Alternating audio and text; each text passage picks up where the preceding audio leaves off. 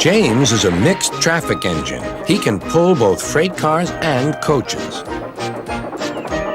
He's proud of his smart red paint, and so is his driver. Everyone says you brighten up their day, James. One morning, James whistled loudly at the other engines.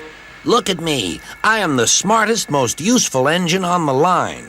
Rubbish, replied Thomas. We're all useful. Sir Topham Hatt says so, and he's head of the whole railway. You know what, James? Added Percy. What? Replied James. You're getting all puffed up. James huffed away. Later, he was still boasting. I'm the pride of the line. I saw you pulling freight cars, snorted Gordon. You're only a goods engine. I pull coaches, too. Not as much as I do. But Sir Topham Hatt has plans for me.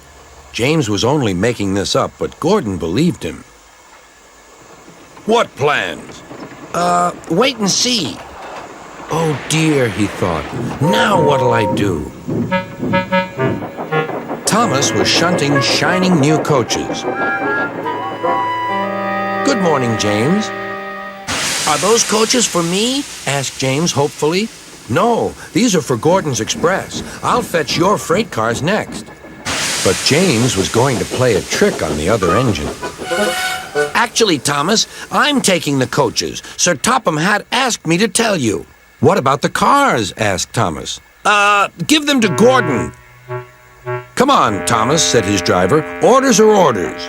So when James's driver returned, James was coupled to the coaches and he puffed away.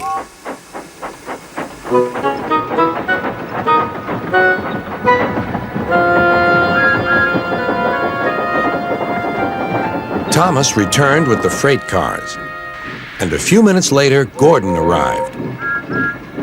Where's the express? Thomas told him about James, and so here are your cars. Gordon was very cross, and so was his driver. Wait till Sir Topham Hatt hears about this. Meanwhile, James was enjoying himself enormously. What a clever plan! What a clever plan! He chuffed. Then he saw Sir Topham Hatt. Some jokes are funny, but not this one, James. You have caused confusion. Yes, sir, said James. You will now stay in your shed until you are wanted. The other engines teased James. I wonder who'll be pulling the express today, said Gordon. I expect it'll be you, replied Henry. James is stuck in the shed for being silly. James felt sad. Next morning, he went back to work. Hello, whistled Thomas. Good to see you out and about again. I'm sorry I tricked you, said James. Are these my cars? Yes, replied Thomas kindly. They are pleased to have you back. James set off to the harbor with his train of freight cars. He bustled about all day, pushing and pulling them into place.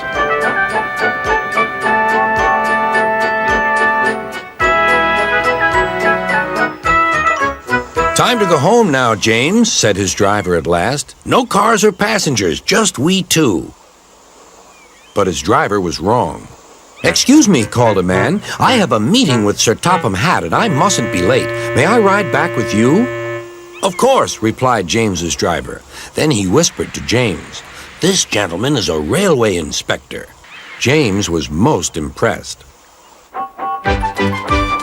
He steamed along the line as smoothly and quickly as he could.